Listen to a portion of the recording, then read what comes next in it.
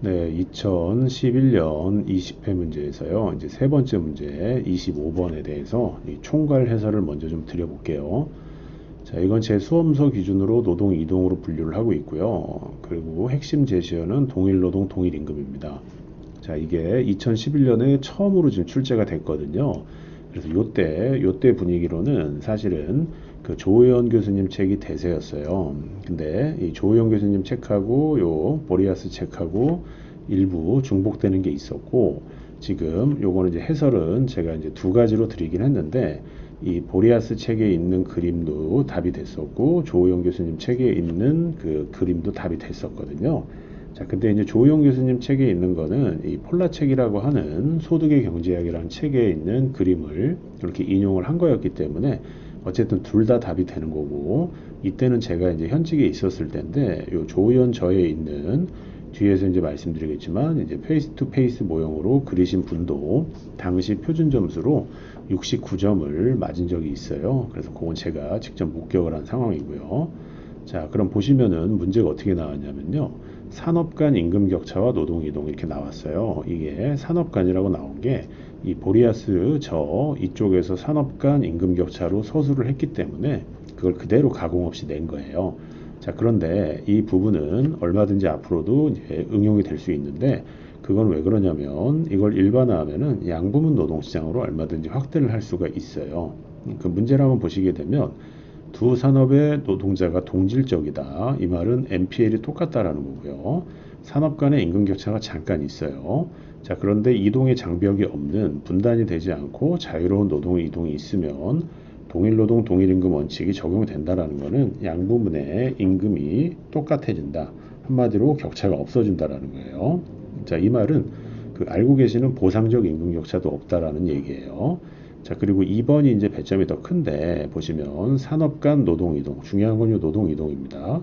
노동 이동을 통해서 사회적 총생산, TPL이라는 게 증가하고 인적 자원 배분이 효율적이다. 그러니까 지금 초과 노동 공급, 과소 고용이 없다. 이거를 그래프로 설명해 달라고 이제 문제를 낸 거거든요. 자, 이 부분을 다시 한번 이렇게 보시게 되면요. 지금 자, 여기 필자의 분석을 보시게 되면요. 주석까지 한번 끌고 와 볼게요. 자, 보시게 되면은 그 보리아스 저에 있는 내용을 사실 그대로 출제를 했습니다. 자, 그래서 이 내용은 사실은 그 책의 서론에 있는데 이 서론에선 조금 이해하기 어려운 내용이에요. 보통은 경제학 원론에서 소개하는 요 일물일가 법칙이라고 있어요. 자, 이거를 노동시장으로 옮긴 내용이기 때문에 처음에는 이게 뭐지라는 생각이 들 수가 있습니다. 자, 그런데 이거는 추후에 양부문 노동시장으로 확대를 할 수가 있고 문제를 제시어를 산업간이라고 줬지만 조의원저에서는 노동조합과 비노동조합 부분으로 자원배분 효과라는 주제로 설명을 했거든요.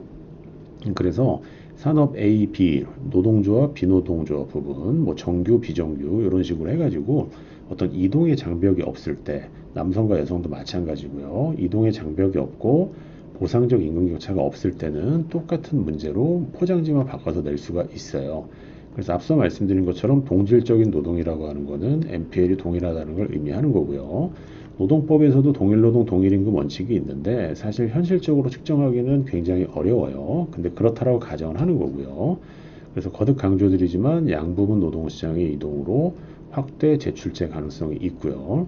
자, 이제 보리아스 저에서는 수직의 노동공급 곡선을 가정하고 설명을 했는데 이 조우현 저에서는 요 페이스 투 페이스 모형으로 설명을 했고요. 자, 그래서 뒤에 이제 저는 두 가지 방식으로 다 해설을 드릴 거고요.